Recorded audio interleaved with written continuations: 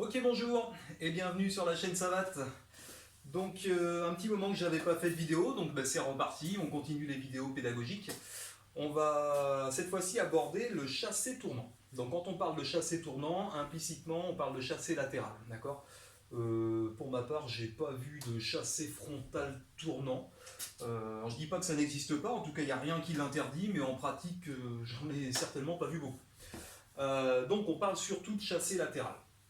Donc trois façons de l'exécuter, je vais vous montrer trois façons de le faire. Une première façon où on va rester plutôt dans l'axe, donc vraiment pour décortiquer la technique.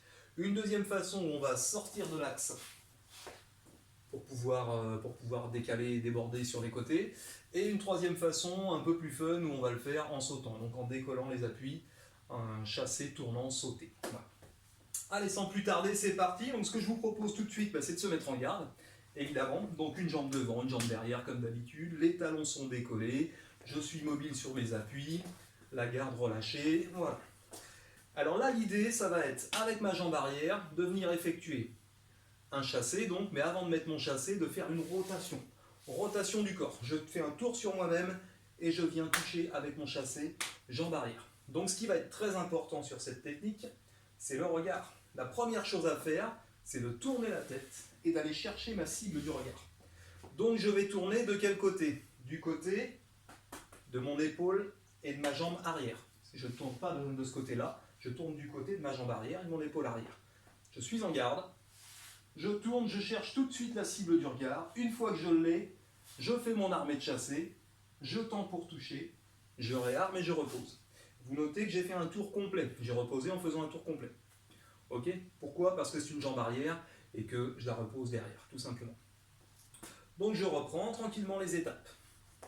Position de garde, voilà. Première chose à faire, tourner la tête, amorcer ma rotation avec ma tête. D'accord? C'est le regard qui va faire, c'est ma tête qui va faire que le reste du corps va suivre. Donc la première chose à faire, c'est d'aller chercher ma cible du regard. Une fois que j'ai trouvé ma cible, j'arme, je tends pour toucher et je repose. Donc là, je peux le faire dans le vide, je peux parfaitement le faire avec une cible, par exemple un sac, ou peu importe, pour pouvoir travailler également ma précision. Donc je suis en face, attention à ma distance, d'accord? Si je suis trop près, quand je vais envoyer, je ne pourrai pas tendre la jambe. Comme c'est une jambe arrière, la distance est assez longue. Donc là, il faut que je trouve la bonne distance. Première chose à faire, je cherche ma cible du regard. Une fois que j'ai trouvé, armé, touché, et je repose. Voilà. Idéalement, on termine en faisant un tour. Ok, donc ça c'est la première façon. Donc très important, le regard. Deuxième façon de faire, on va faire la même chose, mais cette fois-ci, au lieu de rester dans l'axe, on va plutôt aller chercher à partir sur le côté. D'accord? Faire un décalage. Donc la technique va être sensiblement la même, le regard sera toujours aussi important, sauf que cette fois-ci, mon appui qui est devant, plutôt que de le laisser sur place, je vais carrément le faire passer devant. L'espace d'une fraction de seconde, je vais tourner le dos. Je vais tourner le dos à mon partenaire. D'accord? Donc ici, je vais passer mon appui devant l'autre. Et l'espace d'une fraction, mais vraiment une fraction de seconde, je tourne le dos. Je tourne le dos. Tout de suite, je regarde ma cible. Et comme tout à l'heure, je fais mon armée. Je touche. Je repose. Donc la différence entre celui-là où je reste sur place, je reste dans l'axe, et l'autre, c'est que sur l'autre, je décale. Finalement, ici, je sors de l'axe. Là, je suis resté dans l'axe sur le premier, sur le deuxième, je sors de l'axe et je viens toucher. D'accord? La différence, elle est là. Donc ça peut être très intéressant lors d'un enchaînement pour pouvoir désaxer pendant l'enchaînement.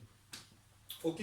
Donc en pratique, ça peut donner la même chose, sauf qu'au lieu de rester ici face à ma cible, tout simplement, je vais passer avec mon décalage.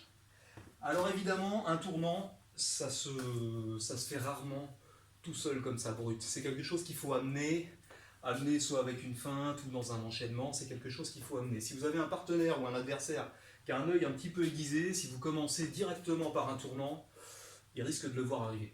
Donc dans la prochaine vidéo, on va voir des enchaînements justement avec ces tournants. Comment le masquer, comment l'amener. Si je suis là, que je démarre directement un tournant, bon, c'est un petit peu, c'est pas très adroit. En revanche, je pourrais très bien venir travailler avec mon bras ici, bras avant, un fouetté, une feinte ici, et venir passer mon tournant. Voilà, ça ce sont des choses qui sont faisables. Mais avant de faire ça, il faut déjà maîtriser le tournant. Ok, donc on revient à la base. Très important, le regard. D'accord?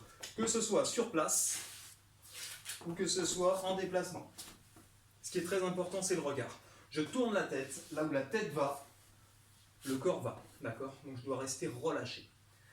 Voilà. Donc ça, c'était les deux premières variantes. Donc dans l'axe, une autre en décalant. Et la troisième, un petit peu plus aérienne, un petit peu plus fun finalement. Il va s'agir tout simplement de faire la même chose, mais cette fois-ci, une fois que j'aurai tourné ici, je vais décoller mes appuis. Voilà. Donc le mieux, c'est quand même de le faire en mouvement, parce qu'en statique, c'est pas facile. Donc là, je peux très bien partir d'ici, j'amène ici, et je décolle. Voilà. Je peux très bien le faire au sac. Ça marcherait tout pareil. Voilà, et je travaille, que ce soit dans l'axe, ou bien que ce soit en décalant. Voilà, ça marche des deux côtés. Donc avant de faire celui-ci, il faut d'abord s'assurer de bien maîtriser le tournant sur place, statique, d'accord? Au sol.